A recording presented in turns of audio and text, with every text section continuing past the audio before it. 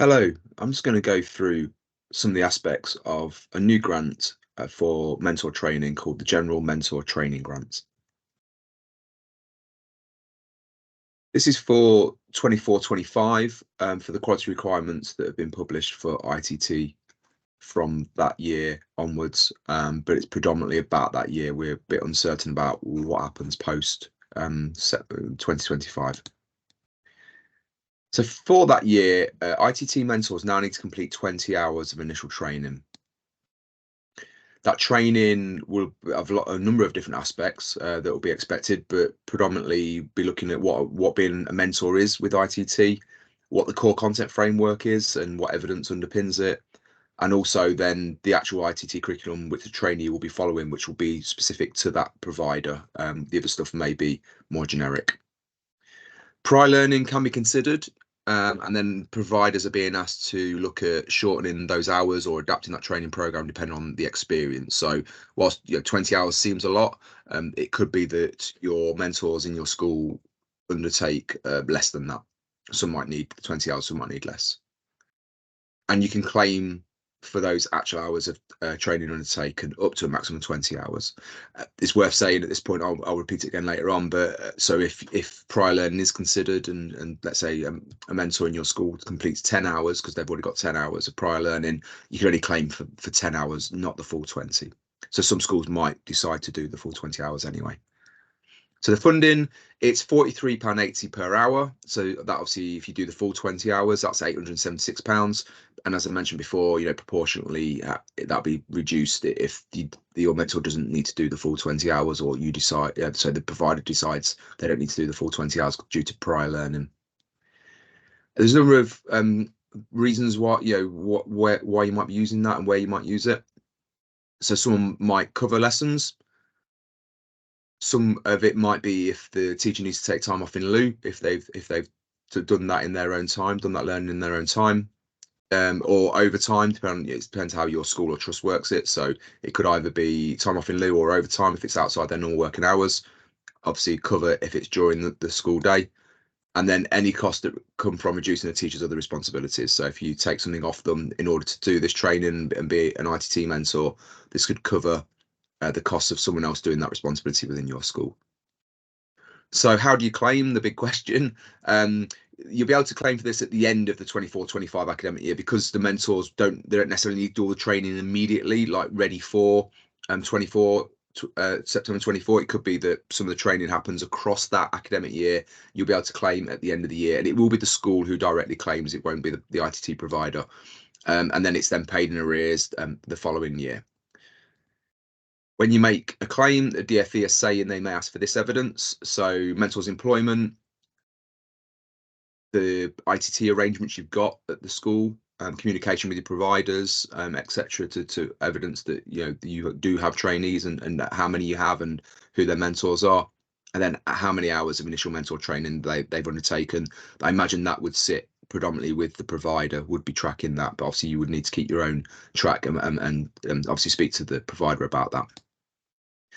So there are a few conditions for claiming the funding. So as I said before, the mentor must undertake up to 20 hours of initial mentor training. So if they don't do any hours, obviously you can't claim any funding. They need to mentor at least one trainee. I'll talk on the next few slides about what would happen should that not take place after originally agreeing it and doing the training. Also, as mentioned before, there's that prior learning about the 20 hours, but there's also that idea of you may have lots of providers who you offer placements for at your school. So there are some guidelines around this. So because, as I mentioned right at the start, as well as the generic sort of what is a mentor and what is the core content framework, what is ITT, there will be that idea of what's it like to be a trainee on a certain provider's course, and therefore what's it like to be a mentor for a trainee on that course. So it would mean that some of those hours would be different depending on who the provider is. So you may have mentors working, or you as a school, and certainly mentors working with different providers. And then, so what would that mean is you normally would then have to undertake that initial mentor training with each provider, but you're obviously asking for 20 hours if let's say you have 3 different providers. Obviously doing 60 hours is unrealistic, so that's where that prior learning will be really, really key. But not only the prior learning, but also I know locally a lot of teaching school hubs are facilitating providers getting together and deciding on an agreed generic sort of section of that 20 hours that could be used for any provider, and then specializing on what's it like to be, as I say, a trainee and mentor with a particular provider as another section of that. But you can claim the funding for the time spent at each provider. So if it just so happens that they do need to do 2 lots of 20 hours, you can claim for the 40 hours. You can only claim funding for the training time of the training's dedicated mentor. So it's a one-to-one relationship. So yes, there'll be other of course there'll be other teachers getting involved in a trainee's time at your school. You will, for instance, but it's the one-to-one. It's that mentor, that dedicated person who you can claim for. You can't claim for anyone else working with the trainee outside of that one-to-one relationship. And I mentioned this a few times, but you can only claim for the actual hours completed. So I imagine a lot of the mentors we work with are experienced, either as a mentor or with mentor and then mentoring with a certain provider. So I imagine that prior learning will really reduce it down from the 20, and you can only claim if they do 5 hours. You can only claim for 5 hours. Can't claim for the full 20. So if the mentor can't continue, so you can still claim the funding if they started to mentor a trainee. So if they had like at least a day with that trainee, but then the mentor then can't continue for whatever reason it might be, you can still claim for that training.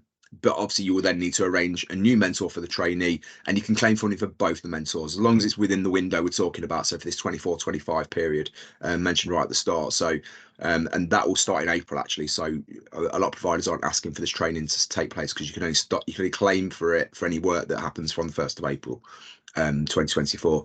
So yep, so you can claim for both. You can't claim if the mentor commits to training but then the trainee does no work with that mentor. You can't claim them. They've got to have done it, at least a day or an hour or whatever it is. They've got to have worked for a minute with the trainee. The mentor does, before the mentor then not being able to continue, then you can claim.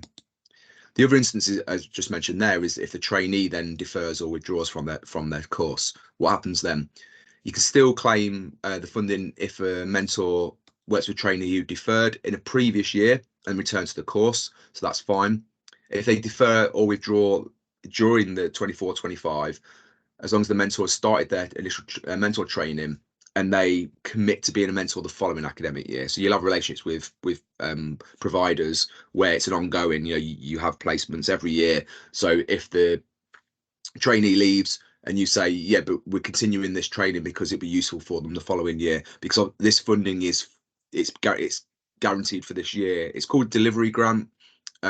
We've asked the question to the DfE. It's not a setup grant, but they don't know what's going to be happening for 25-26. But the idea is that obviously this initial training, mentor training will continue, but at the moment we've only got funding for this. So I would say get your mentors trained on it.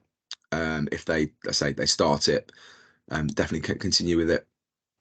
But if they haven't started their training yet, then you can't claim. So once they've started their training, the trainee then leaves the course before starting their placement with you. Carry on that training would be my advice. Carry on the training and then claim it, and then just say that you'll have a trainee the following year. There's the link there for more details. So that's the full guidance. Obviously, I've summed it up here. Hopefully that was useful. As always, email Flying High Futures team if you have any questions or any thoughts on that. But thank you for your time. I'll speak to you soon.